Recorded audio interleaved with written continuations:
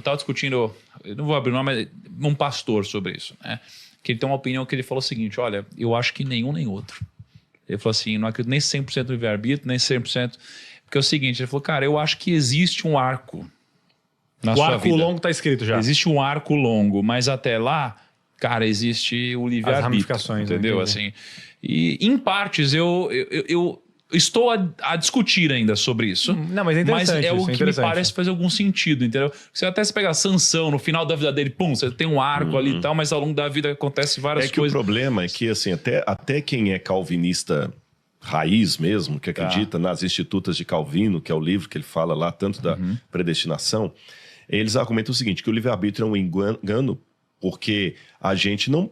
Tem um monte de coisa que você não pode escolher. Sim. Você não escolheu nascer homem. Você não escolheu nascer brasileiro. Você não escolheu nascer filho da sua mãe e do seu pai. Mas o livre-arbítrio ele fala sobre o que fazer com as condições, Exatamente, né? Esse é o argumento que eu ia dar. O livre-arbítrio não significa que você pode fazer qualquer... É a mesma coisa... Quer ver? Eu vou colocar o contraponto do livre-arbítrio. A onipotência.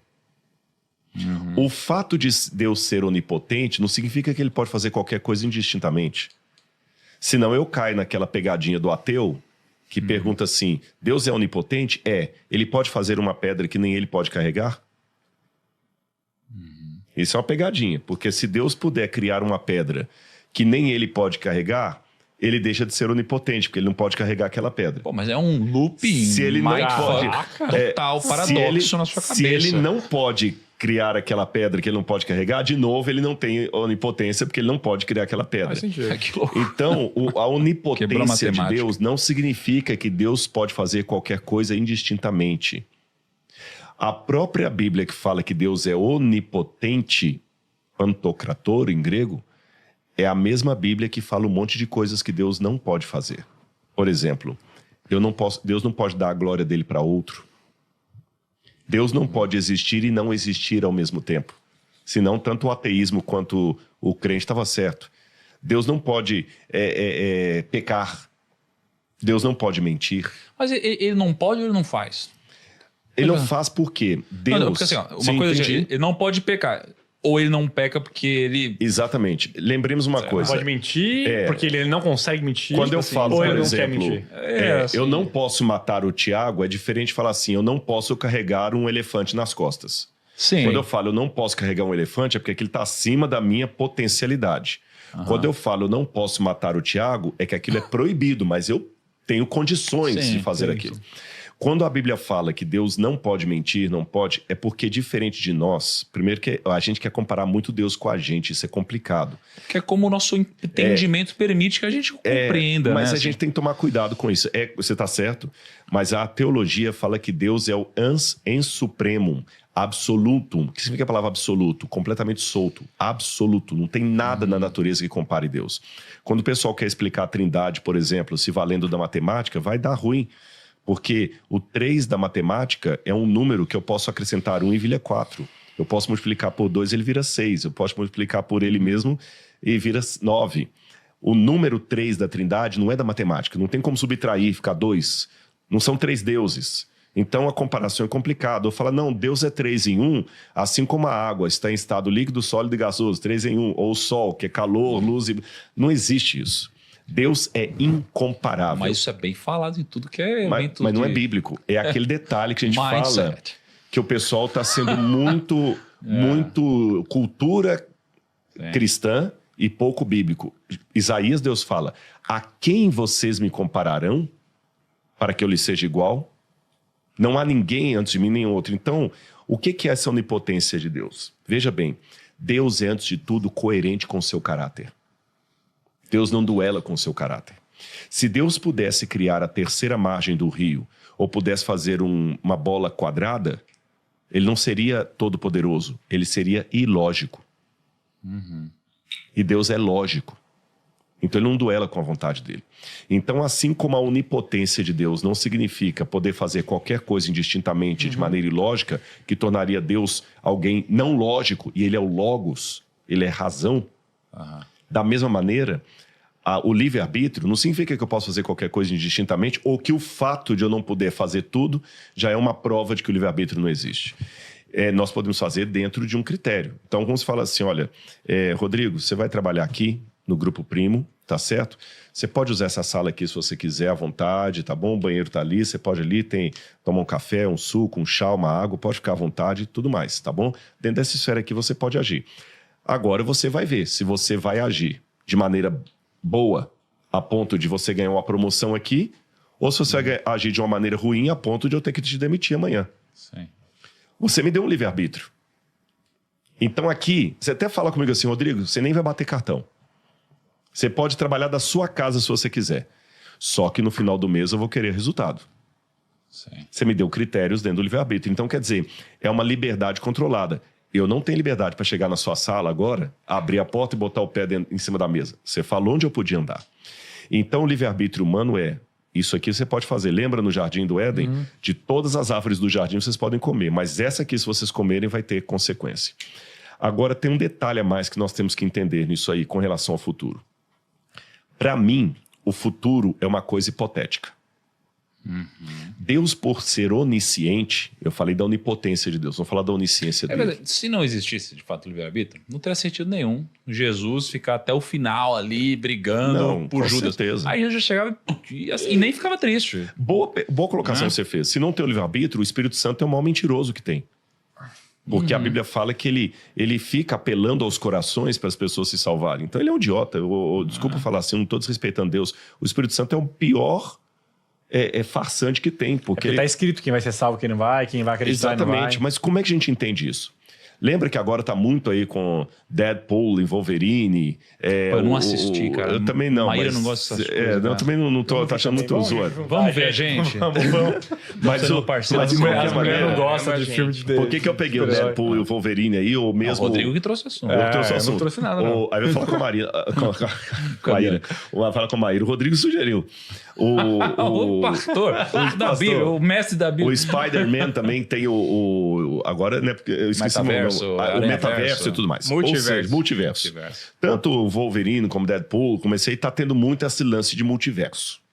A teoria de que existem universos em paralelos e que existe um outro eu de mim, em outro lugar e tudo mais.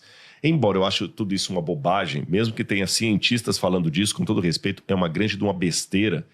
E tem muito acadêmico falando isso aí de multiverso, não tem nenhuma prova matemática, científica disso.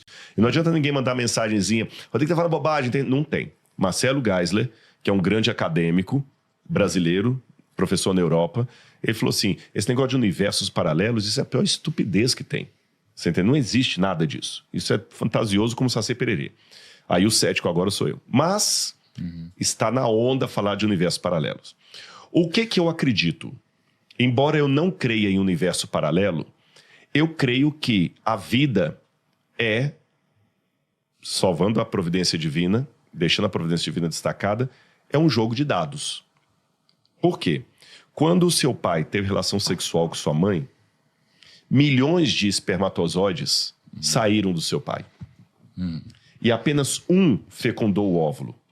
Se eu transformar isso em cálculos matemáticos, a chance matemática de estar você aqui e não outro, ela é diminuta. Eu tenho essas contas, eu não tenho de cor aqui, mas eu tenho essas contas, eu posso mandar depois para vocês. A chance matemática de você ter nascido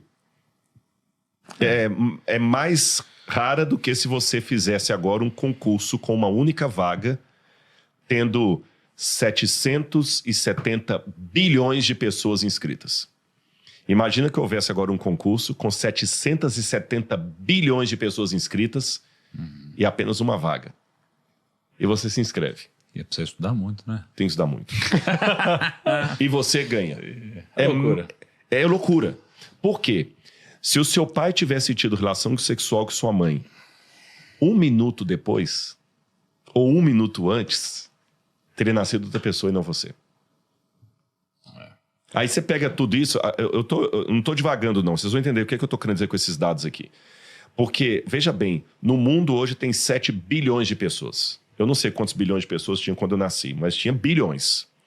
Nesse mundo de bilhões de pessoas, teve que ter a coincidência do meu pai conhecer a minha mãe. E para que essa coincidência formasse o Rodrigo, eles tinham que ter a relação sexual naquele dia, naquela hora, naquele minuto, naquele segundo. Que se fosse alguns segundos depois, o espermatozoide que alcançaria o óvulo seria outro e não esse que me formou. Vocês estão entendendo? Uhum. Até nota de rodapé, é essa a explicação que eu dou para as passagens bíblicas que falam que Deus me escolheu. Porque muita gente que acredita na predestinação usa esse argumento. Só o fato de falar que Deus te escolheu já implica que ele rejeitou outros.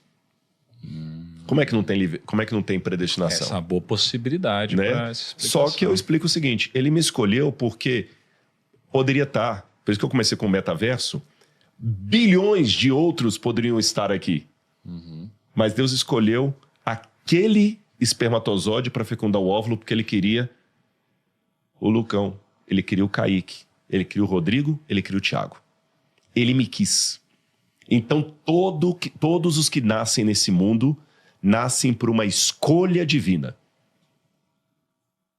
Porque se fosse só um espermatozoide para um óvulo, é fácil. Legal isso pro Deus me escolheu, né? Todo mundo foi Pode escolhido. ter a ver Pô, com isso essa dá lógica, uma né? terapia tremenda. Você que está me assistindo, por mais que você se sinta rejeitado, ninguém gosta de você, você se sente o cocô do cavalo do bandido, só de você existir, Deus te escolheu. Ele te deu o dom da vida. Porque ele podia ter colocado outro. Por que ele escolheu eu? Não sei. É por isso que tem também, falam, por isso a vida é sagrada? A vida é sagrada, exatamente. A sua filhinha é fruto do seu amor com a sua esposa. Mas Deus escolheu ela. Por isso que ele falou assim, como eu quero ela, a relação vai acontecer nesse dia. E ainda que você seja fruto de uma relação que não foi de amor, que foi uma relação fortuita, que o cara só encontrou com a mulher ali, deu uma bimbada, a mulher pegou e engravidou, ainda que seja uma situação dessa, Deus falou o seguinte, olha, eu não queria essa relação sexual aqui. Eles nem se amam. Mas como Deus é especialista em reciclagem, até dessa relação sexual que ele não queria, ele tira uma bênção. Como aquele artista que vai lá no meio do lixo e tira uma obra de arte lá. Então todos somos escolhidos. Ponto. Segunda situação que todos somos escolhidos. Uma vez que Deus nos escolheu para viver, ele nos escolhe para ser salvos. Tá certo? Ele quer que eu seja salvo. Só que essa segunda escolha dele pode ser frustrada. Aí entra uma frase de Santo Agostinho no comentário que ele faz a Lucas, no Evangelho de Lucas. Santo Agostinho diz o seguinte: Deus, que te deu a vida, sem a sua escolha, não te salvará sem ela. E olha que Santo Agostinho tinha um pezinho no predestinação, hein? Depois eu conto sobre isso aqui. Sim. Agora, com relação à história, vamos voltar para o metaverso. Existem bilhões de outras possibilidades que poderiam ter acontecido, não tem? Se a gente voltasse no passado, num loop do tempo aí, e eu matasse Adolf Hitler, e não tivesse o holocausto nazista, e aqueles 6 bilhões de judeus que morreram não tivessem morrido em Auschwitz, tivessem tido famílias, talvez existiriam crianças que hoje não existiriam, talvez a história ia ter um comportamento completamente diferente. Lembra aquele filme Efeito Butterfly? Sim. Que o sujeito fala, se você mudar uma coisinha no passado... Mano, esse filme é terrível, cara. Dá uma angústia. Nem o Grupo Primo talvez existiria hoje. Então Deus, como ele é onisciente, ele sabe até o que não aconteceu. Porque ele conhece todas as possibilidades. Deus é como aquele jogador de xadrez, o Gasparov, que ele está jogando com você, ele está pelo menos umas 4 ou 5 jogadas na sua frente. Por quê? Ele tem na mente dele todas as jogadas possíveis que você pode fazer e o que pode acontecer dependendo delas. Você está entendendo? Quando você faz uma jogada, você já eliminou outra. Mas ele, como um bom jogador de xadrez, ele sabia o que poderia ter acontecido se você tivesse colocado a torre aqui e não onde você colocou. Tipo, o futuro é previsível até o ponto que você muda alguma decisão. Exatamente. A única diferença entre Deus e Gasparov é que Deus não sabe apenas as possibilidades, ele sabe também as possibilidades, mas ele sabe o que vai acontecer. O Gasparov, quando vai jogar xadrez, ele só sabe as possibilidades de jogada. Mas Deus sabe as possibilidades e sabe que jogada você vai ter.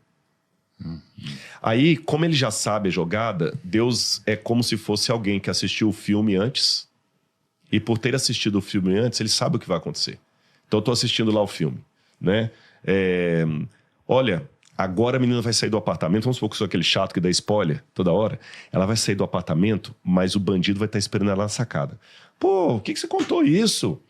Como é que você sabe? Você escreveu o filme? Não. Você escreveu o roteiro? Não. Você estava lá? Não. Como é que você sabe? É porque eu assisti o filme antes. Por ter assistido o filme antes, eu posso contar o que vai acontecer, mesmo sem ter nenhuma responsabilidade pelo enredo.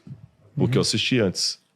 Tá certo? Mas ele não pode acabar interferindo quando, por exemplo, se numa oração você pede para Deus te mostrar algum caminho, por exemplo, e isso acaba acontecendo, ele não tá Interferindo? interferindo. Sim. Aí nós temos dois extremos que temos que evitar. Se Deus não interfere em nada, tem um grupo chamado deísta, que é aquele que acredita que Deus criou o universo, deu corda e foi embora. E nos abandonou. Estamos sozinhos à própria sorte. Se Deus não interfere em nada, o deísmo está certo. Se Deus interfere demais, aí o pessoal do destino está certo. Você entendeu? Tudo é muito previsível. Tudo é destino. Eu não tenho culpa de nada. Você vestiu essa camisa porque Deus determinou. Não é nem o destinismo, nem o deísmo. Deus é o seguinte, ele age no mundo, mas com critérios. Por que é importante a oração intercessora? Vou dar um exemplo para você. Às vezes, o rapaz está lá no mundo das drogas, da promiscuidade, ele está lá na Cracolândia. E o diabo vai tentar pegá-lo lá. E vem um anjo de Deus e põe a luz em cima do rapaz. E o diabo fala assim, você não tem direito de vir aqui não, porque ele não está orando pedindo ajuda. O que você está fazendo aqui? Ele não está orando pedindo minha ajuda. Mas a mãe dele está orando de madrugada por ele lá. Não, mas olha só, isso é comprovado cientificamente, tá? Isso é comprovado cientificamente o que você falou. Tem um estudo de pacientes que estão em coma. Eu sei, fugiu o nome. É quando você está num coma assim... Eu não sei se é coma induzido, mas você está lá num coma que talvez você não volte nunca mais. E você está lá por muito tempo já. Sabe aqueles casos que você vê, às vezes a pessoa está há anos assim? Sim. Aí pegaram, né, um grupo de pessoas que estavam já por X tempo lá e pegaram um outro grupo de pessoas que estavam por um X tempo. Né? Um grupo com a mesma amostragem, só que para um desses grupos, eles pegaram um grupo de pessoas para orarem por esse grupo de pessoas. Né? E essas pessoas estão num coma tão profundo, um percentual dessas pessoas depois volta disso, né? Sai disso, ou seja, melhora e segue a sua vida depois. E aí, numa amostragem grande, eles fizeram um grupo com pessoas orando e um grupo sem pessoas orando. O que aconteceu foi que a diferença estatística foi brutal do número de pessoas que voltaram do coma para aquele grupo de pessoas que estavam recebendo oração. Então isso daqui funciona e existe e é científico isso. E você pode pesquisar matematicamente. Isso é comprovado. Agora, tem o seguinte, eu acredito no componente espiritual da oração. Só que eu também acredito num componente, talvez, metafísico da oração, que é o seguinte, se você pegar dois feijõezinhos... Você fala? Então assim, isso aqui pode ser explicado por um componente espiritual, mas também pode ser explicado por um componente metafísico. Eu não sei o porquê que isso aconteceu. Energia boa, né? Por exemplo, pega dois feijãozinhos hoje. Vamos fazer isso, vou postar nos stories. Dois feijõezinhos, um feijão aqui, e vou ficar xingando um o dia inteiro, o outro vou ficar falando coisa boa. Cara, eles vão mudar. Que loucura! É muito parecido com o coração. Concorda? Porque um eu vou falar coisas boas, o outro coisas ruins, então eu consigo interferir no que vai acontecer na vida, né? E aí você tem vários estudos. Mas uma outra coisa interessante é que a oração também tem um componente que às vezes você está orando pedindo para Deus, mas o fato de pedir e colocar para fora faz com que você também fique mais resiliente, faz com que você fique mais atento a esse tipo de coisa. Por exemplo, Deus me ajuda a não falar palavrão, sei lá, que seja. Você está falando e você mesmo está ouvindo, então você mesmo está orientando as suas próprias atitudes a partir daqui. Sim. E às vezes você fala, nossa, graças a Deus. Às vezes... não só. Entendi. Entende? Então, assim, eu vou querer a explicação do Rodrigo, mas assim, eu vejo que isso funciona, é indiscutível. Agora, a minha dúvida, a discussão mesmo é sobre o quanto...